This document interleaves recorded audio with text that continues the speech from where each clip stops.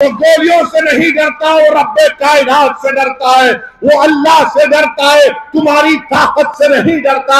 बल्कि मैं ये कह रहा हूं कि जुनैद और नसीर जिंदा है और जिंदा रहेंगे। वो शहीद है और शहीद कभी नहीं मरता इंशाअल्लाह। कि आपको टारगेट बनाया जाता है, आपके बच्चों को मारा जाता है, बच्चों को उठाया जाता है। अरे कोई अगर भैंस लेकर आ रहा है तो उसको रोककर मारा और पीटा जाता है। आज देश में बीजेपी की सरकार है, राजस्थान में गहलोत की सरकार है। हम उनसे इस बात का डिमांड और मुतालबा करते हैं कि ऐसे ताकतों पर कंट्रोल लगाया जाए, कानून को इस्तेमाल करिए। इन तमाम लोगों को जो गरीबों पर, मजलूमों पर जुल्म कर रहे हैं, पकड़िए। इनकी जगह जेल में है, जेल में डाल कर रखिए इन जालिमों को। इनको सजा दिलवाइए संविधान के तहत। जब ये जेल में जाकर बैठेंगे तब इनको मालूम होगा जिन्होंने जुनैद और नसीर को मारा ये गोडसे की नाजायज औलाद है। ये नाजायज औलाद है गोडसे की। जिन्होंने वासिफ को मारा वो गोडसे की औलाद ने मारा। जिन्होंने कासिम पर गोलियां चलाई वो गोडसे की नाजायज औलाद ने कासिम पर गोलियां चलाई। ये वही लोग हैं जो गोलियों से हमको डराना चाहते हैं। अरे याद रखो, तुम्हारी गोलियां खत्म हो जाएगी मगर जिसकी जबान से अशहदु अल्ला इलाहा इल्लल्लाह व अशहदु अन्ना मुहम्मद रसूलुल्लाह निकलता है। अगर आज जुनैद और नसीर को मारा गया, क्या इस मेवात की सरजमीन पर क्या आप मुत्तफिक नहीं है? तो कौन के गांव को लाया गया? मैं पूछना चाहता हूं राजस्थान की सरकार से। मुझे अल्लाह सुब्हानहू व तआला ने कुछ बोलने का मौका इनायत फरमाया। मैं आपका शुक्रगुजार हूँ कि आप इतनी बड़ी तादाद में आज के जलसे में शिरकत किए हैं। आप जानते हैं कि राजस्थान में मजलिस इत्तेहादुल मुस्लिमीन ने अपने सियासी सफर का आगाज किया है और आप ये भी जानते हैं कि हमने इस बात का ऐलान किया है कि आने वाले राजस्थान के विधानसभा के चुनाव में मजलिस इत्तेहादुल मुस्लिमीन अपने उम्मीदवारों को इलेक्शन में इंतखाबात में लड़ाएगी। मैं आपको ये बताने आया हूँ कि मैं आपसे अपील भी करने आया हूँ कि आप मजलिस का साथ दीजिए, आप मजलिस को मजबूत करिए। मैं मेवात की सरजमीन पर बसने वाले हमारे गयूर बुजुर्गों से भी अपील कर रहा हूँ कि आप हमारी सरपरस्ती करिए। नौजवानों से अपील कर रहा हूँ कि आप हमारा साथ दीजिए ताकि आप और हम मिलकर आपके ख्वाबों को पूरा कर सकेंगे। जो नाइंसाफी हमसे हो रही है हम उस नाइंसाफी का खात्मा करेंगे। मैं आपको बताने आया हूं मेरे अजीज दोस्तों और बुजुर्गों, भारत की राजनीति की हकीकत ये है कि जिस समाज के पास उसका नेता होगा उसी की आवाज को सुना जाएगा। जिस समाज के पास उसका नेता होगा उससे इंसाफ किया जाएगा।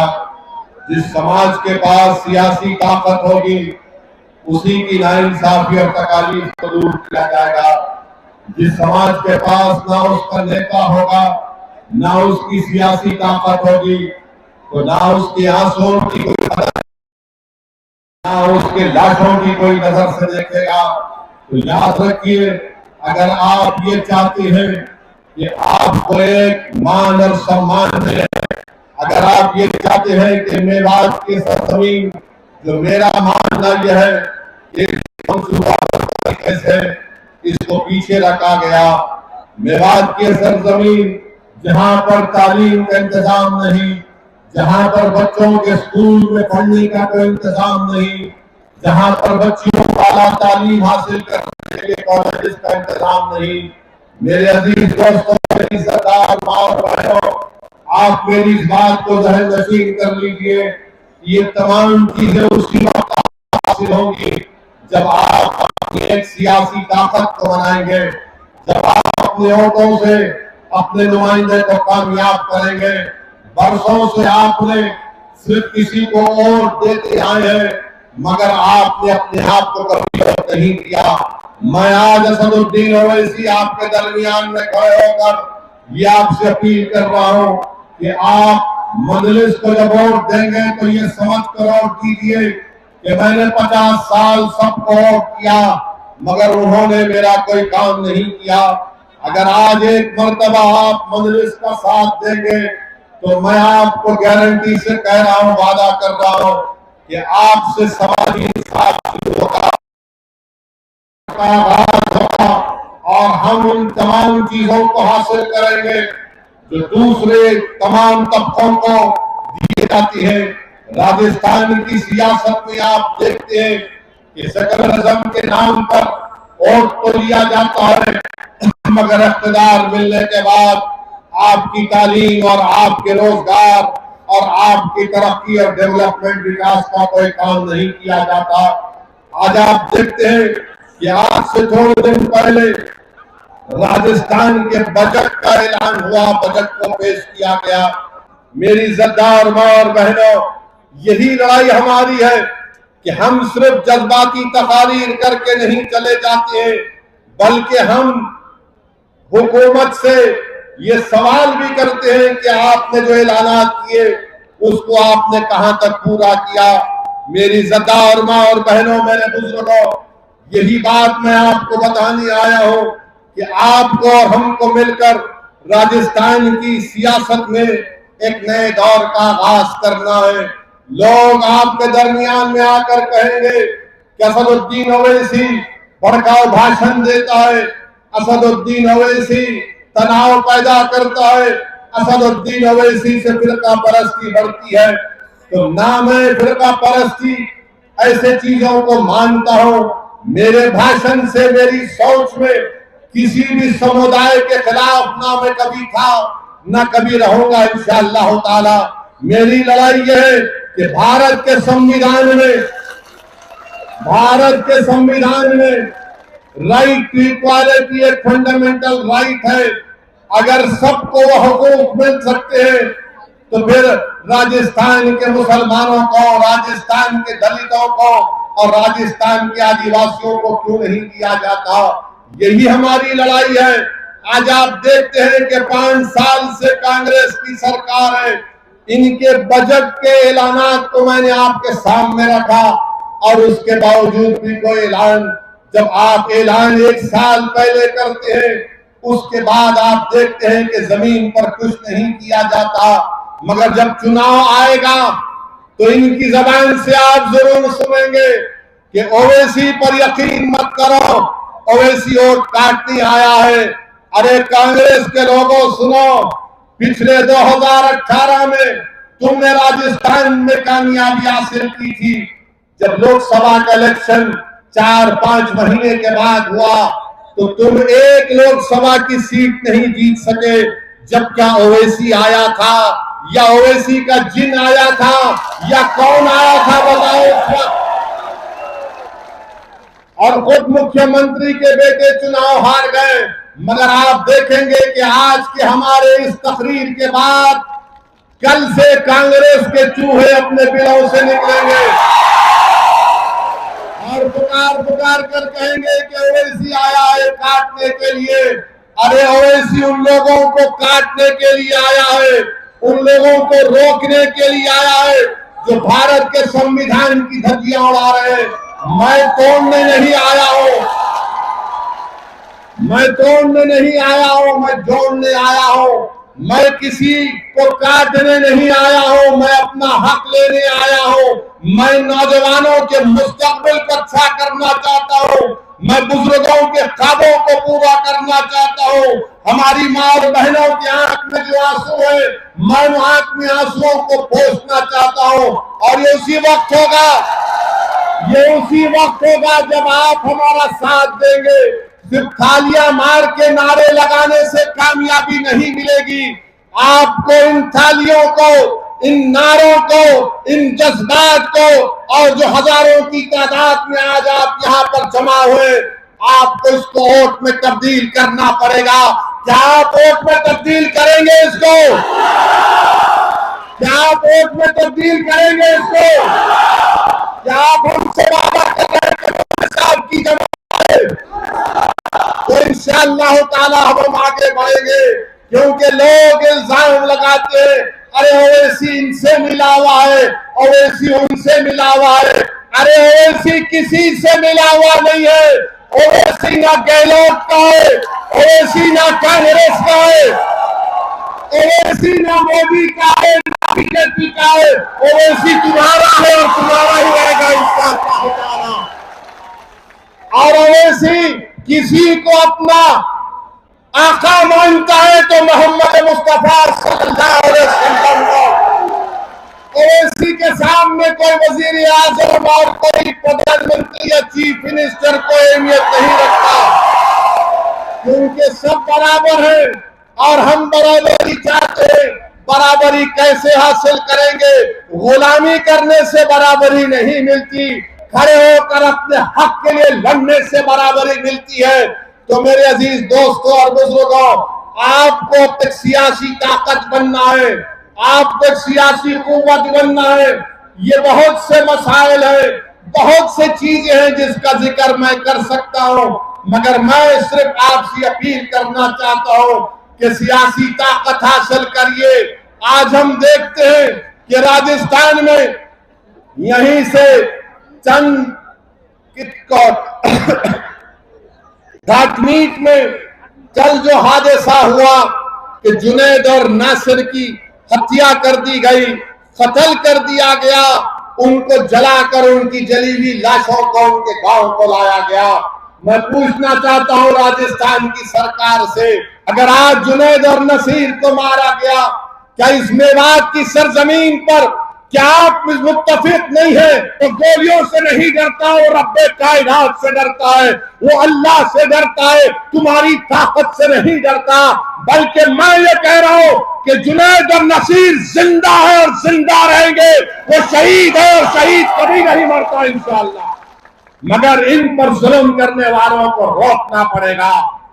आज भारत में अगर किसी के खून की अहमियत नहीं है तो मुसलमान के खून की अहमियत नहीं है, दलित के खून की अहमियत नहीं है, आदिवासियों के खून की अहमियत नहीं है। मेरठ में एक मुस्लिम बच्चे को पुलिस कस्टडी में मारा जाता है, गुर्दे फेल हो जाते हैं। बताओ ये कब तक जुल्म तुम्हारा चलेगा? इख्तिदार के नशे में रहे, कभी जुनैद और नसीर को, तो कभी पीलू खान को, तो कभी अखलाक को, तो कभी रगबर को, तो कभी जुनैद को, तो कभी नसीर को।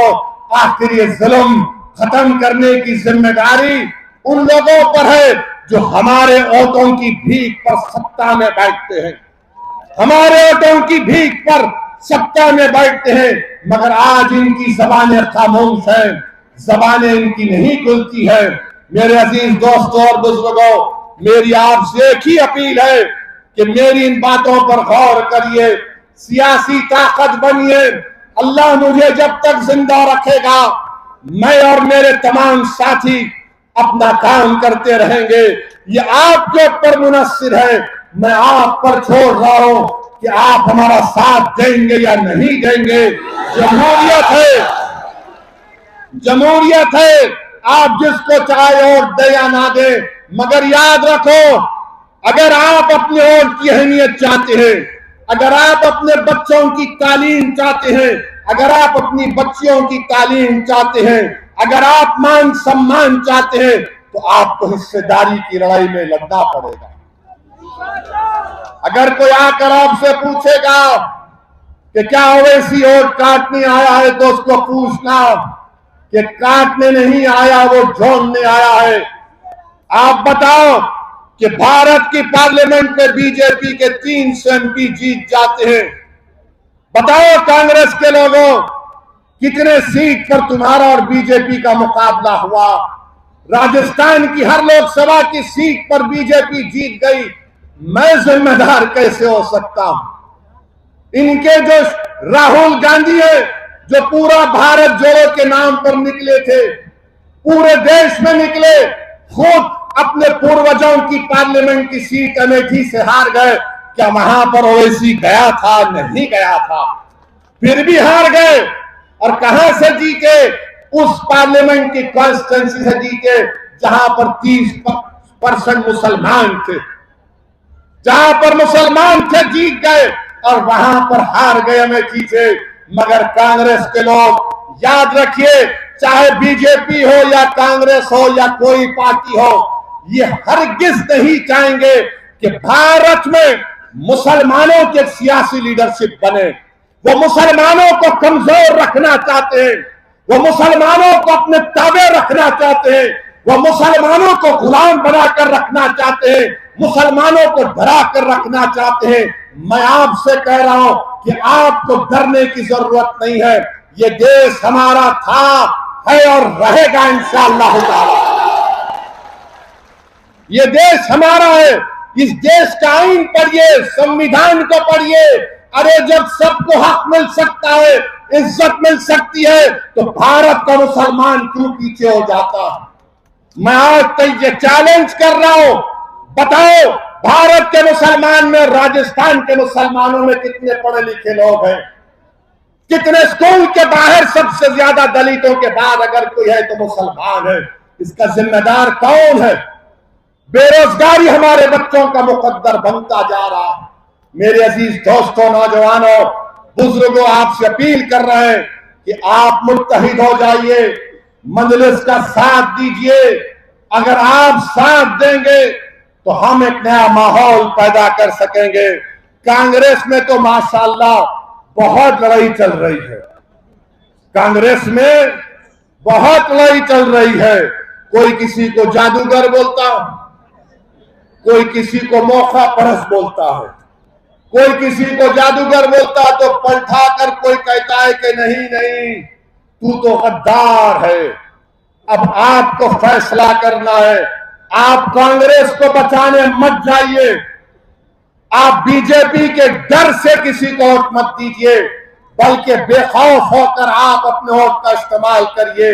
मैं आपको ख्वाब दे रहा हूं, इस ख्वाब को पूरा करना आपका हमारा काम है। ये वक्त हमको अपने ख्वाबों को पूरा करने का है। और शबे मेराज आप जानते हैं, आखिर में कह रहा हूं कि नमाज की पाबंदी, मैं आपसे कह रहा हूं कि नमाज की पाबंदी करिए। 50 नमाजों से 5 नमाजों पर फर्ज कर दिए गए। नौजवानों, अपने अल्लाह से रिश्ते को मजबूत करो, अपनी मस्जिदों को आबाद रखो। नौजवानों, अपने मस्जिदों को आबाद रखो। नौजवानों, मस्जिदों को आबाद रखो। अल्लाह की रस्सी को मजबूती से थाम लो, अल्लाह की रस्सी को मजबूती से थाम लो। अपने दिलों में सिर्फ अल्लाह की मोहब्बत, उसका खौफ पैदा करो। अपने दिलों में रसूलुल्लाह सल्लल्लाहु अलैहि वसल्लम की मोहब्बत को पैदा करो। याद रखो, जब तुम अपना सर अपने दिल के साथ अल्लाह के सामने 5 वक्त की नमाज में झुकाओगे तो अल्लाह हमको कामयाब और कामरान करेगा। नमाजों की पाबंदी करो, मस्जिदों को आबाद रखो, अपने माशरे में बुराइयों का खात्मा करो। अपने बहनों को, अपनी बीवियों को वो हक जो रसूलुल्लाह सल्लल्लाहु अलैहि वसल्लम ने दिया, उनको उनका हक दो। बेटियों को, अपनी बहनों को उनका हक दो। अपने आप को ताकतवर बनाओ, दीन को मजबूत करो, अपने दीन से रिश्ते को मजबूत करो। हमारी पहचान इसलिए की जाती है कि हम रसूलुल्लाह सल्लल्लाहु अलैहि वसल्लम के उम्मती है। और वो लोग, बीजेपी के लोग जो कहते हैं, मोदी कहते हैं पसमानदा मुसलमान। मोदी जी, क्या ये मेवात के लोग पसमानदा नहीं है? क्या आप जुनैद और नसीर के कत्ल पर कुछ नहीं कहेंगे? मगर मेरे अजीज दोस्तों और बुजुर्गों, मेरी आप तमाम से हाथ जोड़ के अपील है कि हमारे सियासी सफर में आप साथ दीजिए, हमारी मदद करिए, ताउन करिए। और अगर आप साथ देंगे तो इंशाअल्लाह ताला हम राजस्थान में एक नया सियासी इनकलाब बर्पा करेंगे। क्या आप हमारा साथ देंगे? क्या हम राजस्थान में इनकलाब को बर्पा करेंगे? क्या आप हमारा साथ देंगे? हाथ उठाकर बोलिए। तो लगाइए मेरे साथ नारा, नारे तकबीर, नारे तकबीर, नारे तकबीर। जुनैद और नसीर शहीद है, शहीद है। जुनैद और नसीर शहीद है, शहीद है। अस्सलाम वालेकुम व रहमतुल्लाहि व बरकातहू।